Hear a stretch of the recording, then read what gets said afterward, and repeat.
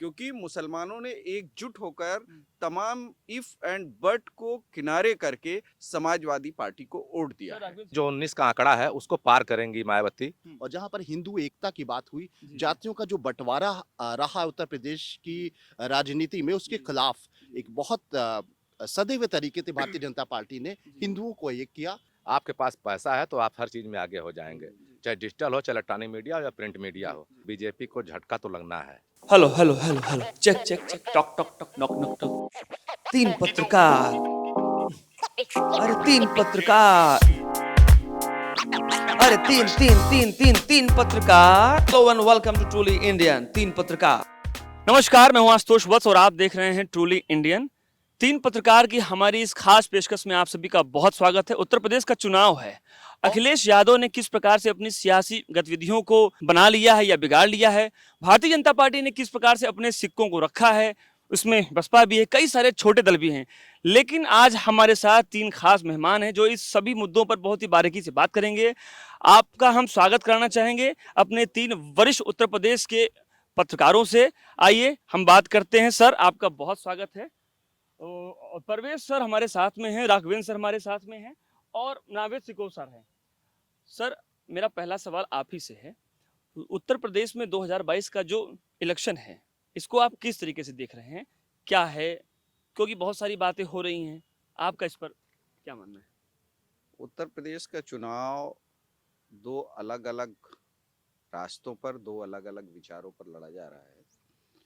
एक विचार वो है जो राष्ट्रवाद को मजबूत करने और उसको पुष्पित पल्लवित करने की बात करता है। दूसरा विचार वो है जो संवेद समाज को साथ लेके चलने की विचारधारा के आधार पर चुनाव चल रहा है। सैद्धांतिक दोनों की बातें यही हैं, लेकिन धरातल पर विभाजन, जातीय बंटवारा, धार्मिक बंटवारा और अपराध मुक्त एक बड़ा मुद्दा बनकर उभरा है। हालांकि जो मुख्य मुद्दे थे, नागरिकों की मूलभूत सुविधाएं, पानी, बिजली, ये बेरोजगारी, ये वोटिंग पैटर्न में कम से कम पहले चरण के बाद नहीं दिखाई दे रहा है। नावेद सर, मेरा दूसरा सवाल आपसे है। अखिलेश यादव की जो सियासी गतिविधियां रही हैं, कितनी सही हैं, कितनी गलत हैं, आप क्या देखते हैं इसको? देखिए, मौजूदा वक्त में अखिलेश यादव को एक सजी हुई थाली मिल गई है। मुझे लगता है कि अखिलेश यादव ने विपक्षी नेता के तौर पर 5 साल तक जो उनको करना चाहिए था, उतनी उन्होंने मेहनत नहीं की, वो ग्राउंड पे नहीं आए। तमाम तरह के आरोप लगे, उनके वर्कर्स भी ये कहते थे कि भैया सड़क पे निकलते ही नहीं है तो हम कैसे निकले। मजबूरी बयान की जाती थी कि उनको कहीं न कहीं डर है। भारतीय जनता पार्टी एक बहुत ताकतवर पार्टी है, केंद्र में उनकी सत्ता है, उत्तर प्रदेश में उनका वर्चस्व है, उनकी एक बहुत ही प्रचंड बहुमत से वो जीते आए हैं, जनता का विश्वास है। और जो जाँच कराना, अंदर कर देना, ये जो एक बहुत ही सख्ती से एक परंपरा शुरू हुई है जिसका शिकार आज़म खान हैं। आज़म खान एक बहुत प्रभावशाली नेता रहे हैं समाजवादी पार्टी के। वो जिस तरीके से जेल में गए हैं, उसका एक कहीं न कहीं डर अखिलेश यादव के ज़हन में भी ज़रूर था। और उनको इस बात का जानकारी शायद थी कि वो अगर ज़्यादा हवा में उड़ेंगे, अगर विपक्षी नेता के तौर पर ग्राउंड पे आएँगे, तो उनके खिलाफ माहौल पैदा हो सकता है। और जहाँ तक उनका कोर वोटर है, मुसलमान और यादव, वो भी कहीं न कहीं डरा हुआ भी था। और यादव कहीं न कहीं बीजेपी का दामन भी पकड़ चुका था, तो उनको लगा कि कोई बहुत बड़ी क्रांति नहीं आएगी अगर वो जेल चले जाएँगे। तो इस तरह की तमाम चीज़ें ऐसी थी कि उन्होंने विपक्षी नेता के तौर पर साढ़े 4 साल तक ना के बराबर काम किया। उसके बाद भी कुछ माहौल ऐसा बना कि नेट टू नेट कहा जाने लगा कि बीजेपी को टक्कर देने वाला समाजवादी पार्टी और उसका गठबंधन है। और ऐसा नज़र भी आने लगा, ग्राउंड पे भी नज़र आने लगा। और उसके बाद जयंत के साथ में उनका आना, जबकि कई कयास लगाए जा रहे थे कि राष्ट्रीय लोकदल जिस तरीके से हमेशा मौका परस्त का आरोप उन पर लगता रहा है, लेकिन फिर भी जयंत नहीं गए और उन्होंने एक अच्छा सामंजस्य बना। टिकैत जैसे किसानों के बड़े नेता जिन्होंने अपना एक बड़ा असर दिखाया, भारतीय जनता पार्टी के खिलाफ एक माहौल बनाया, उनका भी अप्रत्यक्ष साथ मिलने लगा। और तमाम जो कमियां रहीं भारतीय जनता पार्टी में, चाहे वो महंगाई की हो, चाहे लॉ एंड ऑर्डर की हो, चाहे कुछ ऐसी घटनाएं हो जो बहुत आगे लंबे तक मतलब निगेटिविटी पैदा करने के लिए काफ़ी थी, वो सारी जो नाराज़गी थी वो एकजुट हो गई है। और इसी बीच में बहुजन समाज पार्टी। मैं आपको इस जी। पर सवाल लूंगा, मैं जी। लूंगा। मेरा तीसरा सवाल है राघवेंद्र सर से। सर एक मिनट यहाँ रहिए। राघवेंद्र सर, पूर्वांचल की माटी से आप आते हैं और ठाकुर ब्राह्मण वगैरह वगैरह की बहुत सारी बातें हुई हैं। क्या लगता है आपको बीजेपी को कुछ झटका लगेगा इससे? देखिए, पूर्वांचल की अगर आप पर्टिकुलर बात कर रहे हैं तो बीजेपी को झटका तो लगना है, क्योंकि जिस तरह से 2017 में सीटें जीते थे वह 2022 में पुनरावृत्ति नहीं हो रही है। रही बात ठाकुर और ब्राह्मण की वहाँ पे, तो यह सनातन एक परंपरा चली आ रही है कि ठाकुर साथ ब्राह्मण नहीं खड़ा होता था, ब्राह्मण साथ ठाकुर नहीं खड़ा होता था। लेकिन उसको नई हवा भी देने की कोशिश की गई, लेकिन अभी वह हवा परवान नहीं चढ़ पा रही है, क्योंकि ब्राह्मण को एक संबल चाहिए जो योगी आदित्यनाथ के खिलाफ अगर जाता भी तो किसके साथ जाए, सवाल सबसे बड़ा यही है। और जिस तरह से अखिलेश यादव ने टिकट बंटवारा किया, जिस तरह से अपने लोगों को खड़ा किया, उससे कहीं न कहीं एक माहौल बना है। लेकिन सबसे बड़ी गलती अखिलेश यादव कर गए हैं कि अगर ठाकुर और ब्राह्मणों के वोट को लेना था तो उनको उसी हिसाब से टिकट भी देना था। लेकिन पूर्वांचल में कहीं न कहीं इससे चूक हो गई है और क्षत्रियों की संख्या भी उन्होंने टिकट बंटवारे में कम कर दी है और ब्राह्मणों से तो खैर उनका परहेज है ही है। तो कुल मिला के अगर ठाकुर ब्राह्मण का उत्तर प्रदेश में सियासत आप देख रहे हैं, तो बहुत फ़ायदा अखिलेश को अभी फिलहाल में मिलने नहीं जा रहा है। अगला सवाल मेरा सर आप तीनों लोगों से है, थोड़ा मेरे बगल में आ जाएं। सर, आप लोगों को लगता है कि भारतीय जनता पार्टी के लिए जो पश्चिम यूपी है, क्या वो वाकई में बहुत दिक्कत है या उनके लिए सब कुछ मैनेज हो चुका है? आप क्या सोचते हैं? नहीं, दिक्कत है, बिल्कुल है और ज़मीन पे नज़र आ रही आप है। तो सहमत हैं?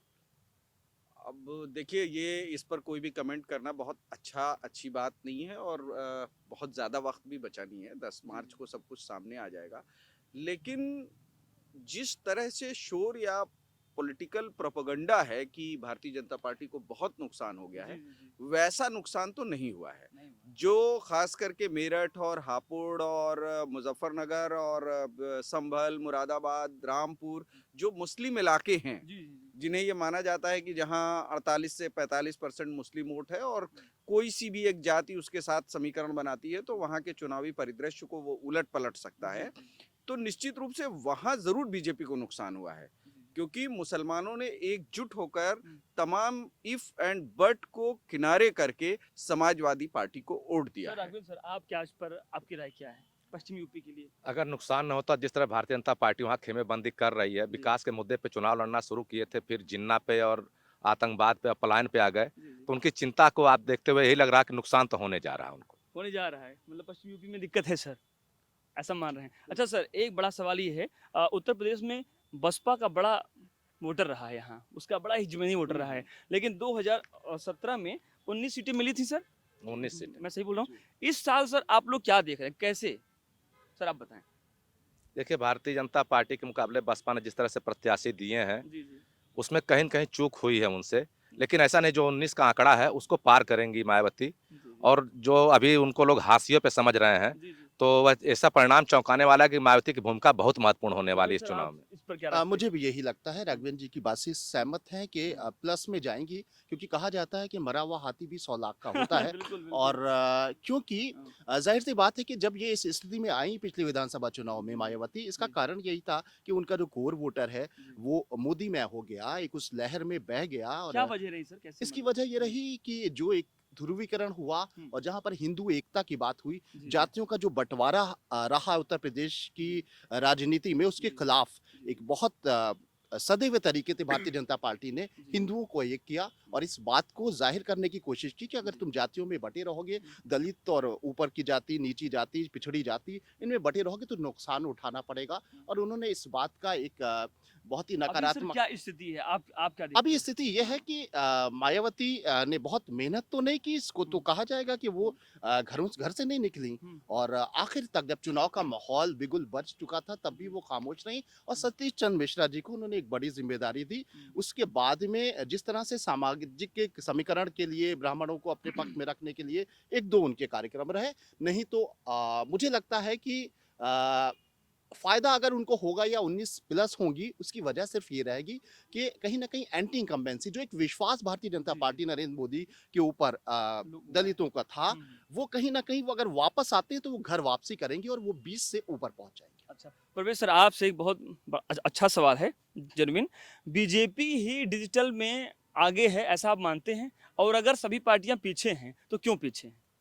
क्योंकि ये जो इलेक्शन हुआ, ये एकदम इलेक्शन कमीशन ने कह दिया कि भाई आपको रैली वैली सब बंद करनी है, आप सब डिजिटल पे करेंगे। क्या लगता है इसका बहुत बड़ा फायदा बीजेपी को हो गया है? देखिए ये या एक चीज मैं इसमें इसको और जोड़ना चाहूंगा, क्या अखिलेश यादव के पास वो टीम नहीं रही? देखिए ये इसको समझने के लिए आपको 2014 की तरफ जाना पड़ेगा, और भी अगर आप पीछे जाएं तो गुजरात के चुनावों की तरफ देखना पड़ेगा। भारतीय जनता पार्टी तकनीक के रूप में 2014 से ही बहुत आगे है, और न सिर्फ तकनीक के रूप में बल्कि उनके जो विभिन्न संगठनों के आयाम हैं, जिसको वो आयाम कहते हैं, वो बहुत व्यापक हैं। और संगठन के लेवल पर इसमें कोई शक नहीं कि हार जीत किसी की भी हो, फैसला किसी के भी फेवर में आए, लेकिन संगठन के लेवल पर भारतीय जनता पार्टी के मुकाबले में कोई दूसरा संगठन खड़ा नहीं है। तो जब संगठन का दौर है और संगठन की चीजें और हर हाथ में मोबाइल है, हर आदमी राजनीतिक विचारक है, तो जाहिर सी बात है कि भारतीय जनता पार्टी उससे आगे है और वो आगे रहेगी। रही अखिलेश यादव जी की बात, तो अखिलेश यादव जी का जो कुछ भी है वो जहां खड़े होते हैं वो सत्ता तक पहुंच जाते हैं, सत्ता बना लेने, सत्ता में काबिज हो जाते हैं, तो वो सिर्फ जनता का और जनता का चुनाव है। अखिलेश यादव का कोई मैनेजमेंट नहीं है क्या इसमें। ओवर कॉन्फिडेंस भी है कुछ अखिलेश जी में? चूंकि देखिए 20% मुसलमान और 8% यादव मिलकर 28% का तो सीधा सीधा समीकरण होता है। तो अखिलेश यादव जब चुनाव लड़ने के लिए खड़े होते हैं, सामने खड़े होते हैं, तो 28% लोग उनके साथ अपने आप समीकरणों के जरिए खड़े हैं, तो उनका उनका कॉन्फिडेंस होना ज्यादा स्वाभाविक बात है। अब वो ओवर है या नहीं है, ये तो जनता तय करेगी और आप लोग तय करेंगे। जी, हम आप कैसे कह सकते हैं कि ओवर कॉन्फिडेंस राघवेंद्र में। सर, आप इस बात से कितना सहमत हैं? डिजिटल चुनाव में क्या सभी दल वाकई में बहुत पीछे हैं या कोई लड़ना ही फिर नहीं चाहता ठीक से वैसे? नहीं नहीं, ऐसा नहीं है। देखिए, सारा खेल संसाधन का होता है। जी, आपके पास पैसा है तो आप हर चीज़ में आगे हो जाएंगे, जी, चाहे डिजिटल हो, चाहे इलेक्ट्रॉनिक मीडिया हो या प्रिंट मीडिया जी, हो। जी, आप अखबारों को उठा के देख लीजिए, किसके विज्ञापन छप रहे जी, हैं। जी, उसमें तो अखिलेश यादव ने मना नहीं किया किसी अखबार से जी, जी, कि मेरा आप हेडलाइन मत छापिए, मेरा वर्जन मत छापिए। आप अखबार उठाएंगे तो देखेंगे कि उसमें जो बयान छपते हैं तो बड़े नेताओं के, भारतीय जनता पार्टी के बैनर छाप दिए जाते हैं। अखिलेश यादव कहीं सिंगल कॉलम पाते हैं। इसी तरह डिजिटल मीडिया का खेल है। यूट्यूबर से, बाकी लोगों से सबसे उनका संबंध है। पैसे के मामले में भी सबसे बड़ी पार्टी है और संगठन के मामले में सबसे बड़ी पार्टी है। 4 करोड़ के आसपास उनके लगभग सदस्य हो चुके हैं और हर सदस्य का फ़ोन नंबर इनके पास मौजूद है। जी, जी। तो जब और समाजवादी पार्टी के पास सदस्य तो हैं, लेकिन उनका आता पता नहीं है कि कौन है, कौन नहीं है। तो ये कमजोरी है आप कमजोरी है कहीं न कहीं, लेकिन सबसे बड़ा खेल पैसे का होता है। पैसा अगर आपके पास है, तो हर चीज़ें मैनेज की जा सकती हैं और भारतीय जनता पार्टी ने बहुत अच्छे से मैनेज किया है। वर्चुअल स्टूडियो बना दिया कांग्रेस था, की 3D तरह सर? स्टूडियो जी, 2 महीने पहले से बना के संवाद कर जी, रहे जी, थे। जी, जी। और कोरोना काल में प्रधानमंत्री मोदी जी जब से वर्चुअल संबोधन शुरू किए थे, जी, जी। भारतीय जनता पार्टी ने तब से पूरी तैयारी की हुई थी कि कोरोना काल में अगर कुछ होता है, चाहे बंगाल का चुनाव हुआ, यूपी का चुनाव हो रहा है, जी, जी। तो हर जगह वर्चुअली मामले में बहुत आगे है भारतीय जनता पार्टी। सर, एक और अहम सवाल है। 2022 का चुनाव मुझे लगता है कि प्रियंका गांधी जी के लिए बहुत महत्वपूर्ण है। आपको क्या लगता है अगर प्रियंका गांधी का सिक्का इस बार नहीं चमका तो कांग्रेस का भविष्य क्या होगा? आप जाहिर सी बात है कमजोर होगा क्योंकि ये आखिरी दांव है क्योंकि गांधी के बारे में हम लोग बरसों पहले कहते थे जब कांग्रेस हाशिए पर धीरे धीरे आ रही थी। कहा जाता था प्रियंका जब राजनीति में आएंगी तो बिल्कुल वो तुरुप का पत्ता है और सब कुछ बदल जाएगा। लेकिन प्रियंका जी जब आई बाकायदा आई और उत्तर प्रदेश की जिम्मेदारी के साथ आई, लेकिन उसके आने के बाद जो चुनाव हुए उसमें कोई प्रोग्रेस नहीं हुई बल्कि बर्बादी बढ़ती गई। और ये यहाँ पर ये उनके प्रतिष्ठा का सवाल है और उन्होंने मेहनत भी खूब की है, उनकी पॉलिसी भी अच्छी है, वो अच्छे थॉट पे काम कर रही हैं, लेकिन बहुत अच्छी संभावनाएं तो नज़र नहीं आ रही हैं। लेकिन एक्सपर्ट्स ये कह रहे हैं कि वोट प्रतिशत उनका बढ़ेगा और लोकसभा के लिए उन्होंने एक ज़मीन तैयार की है। अगर उनका वोट प्रतिशत 10+ भी हो जाता है तो मैं समझता हूँ कि बहुत उनकी तरक्की होगी। कामयाबी होगी। जी। परवेज सर, आप क्या सोचते हैं इस पर? क्या ये प्रियंका गांधी के लिए आखिरी मैच होगा? नहीं देखिए, आप प्रिया इस साइड आ जाइए। इस बात को बहुत अच्छी तरीके से समझ लीजिए कि प्रियंका गांधी जो है, जी, जी। वो उन्होंने शुरुआती दौर में बहुत तेजी से खुद को विपक्ष का, उत्तर प्रदेश में विपक्ष का चेहरा बनने की कोशिश की। सड़कों पर 4 साल, 4.5 साल वो लड़ाई भी करती रही और ऐसा लगने लगा था कि बीच में उत्तर प्रदेश में विपक्ष का चेहरा कांग्रेस बन जाएगी, ऐसा लेकिन लग रहा था। जी, ऐसा लग भी रहा जी, था। जी, जी। और उन्होंने संघर्ष भी किया कोशिश हर की, एक जी। मुद्दे पर, उत्तर प्रदेश के हर एक नकारात्मक मुद्दे पर अगर किसी ने संघर्ष किया तो वो कांग्रेस ने किया। जी, जी। लेकिन चुनावी बेला आते आते वो जातीय और सामाजिक समीकरण जी, साधने में नाकाम हो गई। विफल रही, जी। पहली बात तो ये हो गई। जी। दूसरी बात ये हो गई कि जब उन्होंने टिकट बंटवारा करना शुरू किया तो उन्होंने खुद को जिस तरह से ओवैसी को ये कहा जाता है, ये आरोप है, मैं नहीं कह रहा हूँ कि वो बीजेपी के बी पार्टी है। कांग्रेस ने उत्तर प्रदेश में खुद को समाजवादी पार्टी की बी टीम साबित कर लिया। उन्होंने टिकटों के बंटवारे में वही समीकरण शामिल कर दिए। तो जाहिर सी बात है, आजकल डिजिटल का दौर है, लोग पढ़ते लिखते हैं, जो लोग पढ़े लिखे नहीं हैं वो तमाम लोगों की वॉइस सुनते रहते हैं और विश्लेषण करने की क्षमता निरक्षर में भी है और उच्च स्तर के पढ़े लोगों में भी है। तो लोगों को ये लगने लगा कि मुख्य मुकाबला भारतीय जनता पार्टी के साथ समाजवादी पार्टी का है, तो ये चुनाव बाइपोलर हो गया। और जब बाइपोलर चुनाव हो जाएगा तो उसके परिणाम आप भी जानते हैं, हम भी जानते हैं। आप क्या सोचते हैं, क्या वाकई में ये चुनाव प्रियंका गांधी के लिए करो या मरो जैसा ही है? देखिए, हर चुनाव हर पार्टी लिए करो या मरो जैसा होता है। प्रियंका के लिए नहीं, सबके लिए, योगी आदित्यनाथ के लिए भी है, मोदी के लिए भी, अखिलेश यादव के लिए भी। रही बात प्रियंका गांधी की, तो प्रियंका गांधी जब 11 फरवरी 2019 को महासचिव बनाई गई थी, तब लगा था कि हाँ, उत्तर प्रदेश में कुछ बदलाव होगा, कांग्रेस मजबूती से खड़ी होगी। लेकिन जब तक कांग्रेस अपने पार्टी के अंदर का अंतर कलह नहीं दूर कर पाती है, तब तक वो कहीं नहीं खड़ा हो पाएगी उत्तर प्रदेश में। और सबसे बड़ी बात, अंतर कलह को दूर करने की उन्होंने कोशिश भी की, लेकिन कोशिश नाकाम हुई। और जिस तरह से उत्तर प्रदेश जाति और धार्मिक खांचे में बटा हुआ है, अगर भारतीय जनता पार्टी के आगे मुकाबला उनको लड़ना, तो उनको भी उसी तरह की तैयारी करनी पड़ेगी। ऐसा नहीं कि प्रियंका गांधी का अंतिम चुनाव है, अभी 2024 का चुनाव है। 24 तक समीकरण बदलेंगे, बनेंगे, बिगड़ेंगे। पंजाब में देखिए कांग्रेस अच्छा लड़ रही है, उत्तराखंड में अच्छा लड़ रही है। उत्तर प्रदेश में आज से जमीन नहीं खिसकी है। राजीव गांधी जी जब प्रधानमंत्री तब भी जमीन खिसक गई थी, उसके बाद तमाम नेता आए। लेकिन प्रियंका गांधी इतना जरूर किया कि जहां बूथ स्तर पर कार्यकर्ता नहीं था, जिला अध्यक्ष नहीं थे, महामंत्री नहीं थे, जिलों में संगठन खड़ा कर दिया है। अब आगे देखना कि पूरी पार्टी जब मिलकर काम करेगी तभी प्रियंका कुछ कर पाएंगे, अकेले प्रियंका कुछ नहीं करने वाली। मेरा अगला सवाल सर एक और है, क्या आप लोग भी ऐसा मानते हैं कि 2022 का जो विधानसभा इलेक्शन है उत्तर प्रदेश का, ये बीजेपी की साख बचाने का है सर कि योगी आदित्यनाथ की? जाहिर सी बात है कि योगी आदित्यनाथ जी एक बड़े नेता के तौर पे उभरे हैं, उनको एक अच्छा मौका इत्तेफाकन मिल गया था। और क्योंकि उनकी हिंदुत्व की छवि थी, उसका फ़ायदा मिला, क्योंकि उत्तर प्रदेश धर्म और जाति का प्रदेश हो गया है राजनीति में। तो जाहिर सी बात है कि हिंदुत्व के नाम पर एक बड़ा चेहरा वो राष्ट्रीय स्तर पे सामने आया है। जाहिर सी बात है कि जो मरमरिंग है, जो चर्चाएं हैं, अब वो क्या सच हैं क्या झूठ हैं, उसके बारे में कोई स्पष्ट रूप से नहीं कह सकता है। लेकिन कहा यह गया कि दिल्ली की कुर्सी में उनकी उनका एक नंबर लगा हुआ है, उनके वो एक विकल्प के तौर पे सामने है। और कहीं ना कहीं डिस्प्यूट्स भी हैं उन ताकतों से जो दिल्ली की कुर्सी पे काबिज हैं, या तो ये सारी बातों को लेकर ये ज़रूर लगता है कि अगर ये बात सच है और अच्छे नंबर्स बीजेपी के नहीं आ पाते हैं, तो योगी जी के लिए एक मुश्किल होगी। नहीं सर, मेरा सवाल ये था हाँ। कि क्या ये चुनाव बीजेपी की साख के लिए होगा या योगी जी की साख के लिए होगा? जाहिर सी बात है कि दोनों की साख के लिए होगा, क्योंकि बीजेपी के लिए यूपी बहुत महत्वपूर्ण है, क्योंकि यहाँ से बीजेपी का उभार जो हुआ है उत्तर प्रदेश से ही हुआ है। और योगी जी को एक मुख्यमंत्री का जो मौका मिला है वो भी उत्तर प्रदेश से ही मिला है। तो दोनों की साख का ही सवाल है। परवेज सर, मैं आपसे भी इसमें एक टिप्पणी चाहूंगा, क्या ये चुनाव योगी आदित्यनाथ की साख बचाने का चुनाव है या बीजेपी की? जाहिर सी बात है कि योगी आदित्यनाथ का अस्तित्व ही बीजेपी से है। अगर बीजेपी की साख बचेगी तभी योगी आदित्यनाथ की साख बचेगी। योगी आदित्यनाथ कोई बीजेपी से इतर नेता तो है नहीं।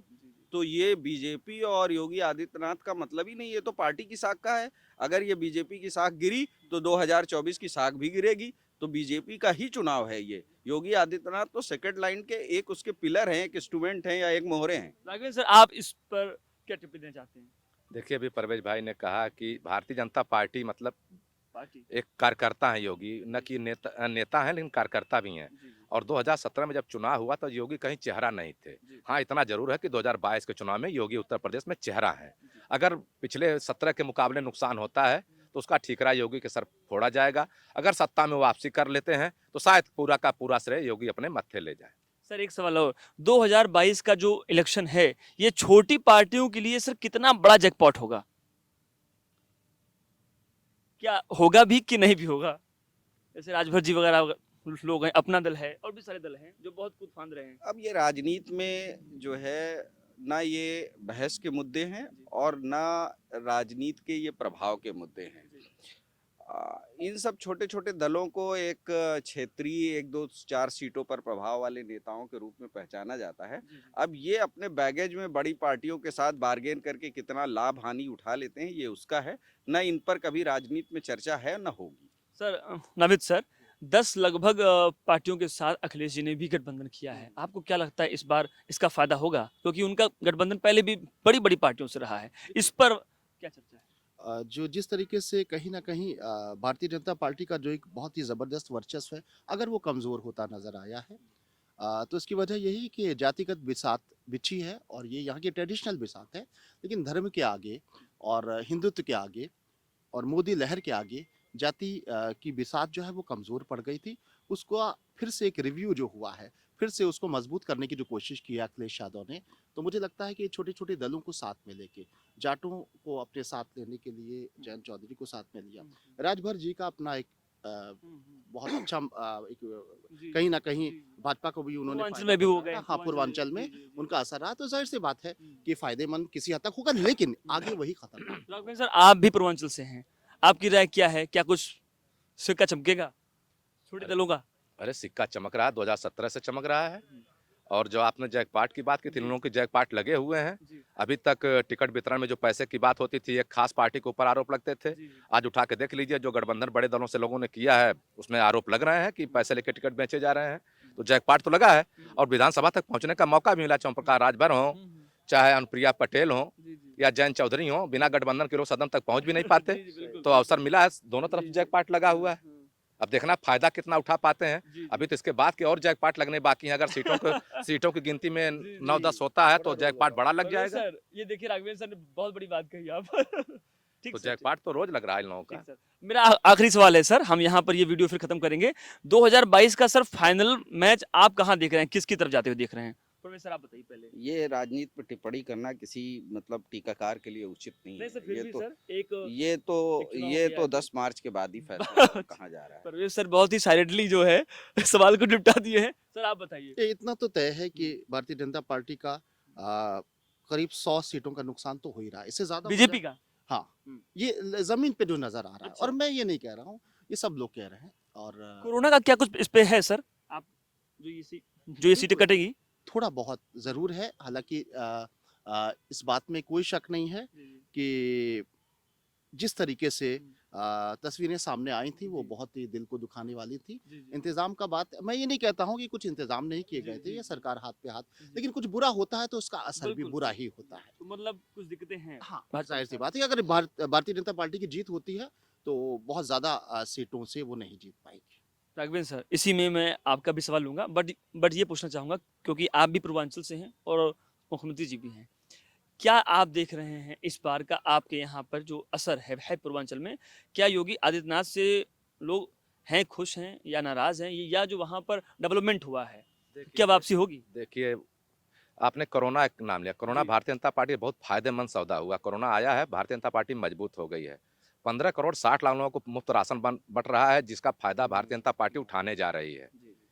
समझ रहे हैं? और पूर्वांचल में योगी का हमेशा से थोड़ा सा प्रभाव रहा है और खासतौर से गोरखपुर, आजमगढ़, मऊ तक। मऊ में चूंकि मुख्तार अंसारी थे तो एक वाकया 2007 में हुआ था। उसके बाद से लगा कि योगी जी हिंदुत्व के बहुत बड़े नेता हैं और अपने को उन्होंने प्रूव भी किया।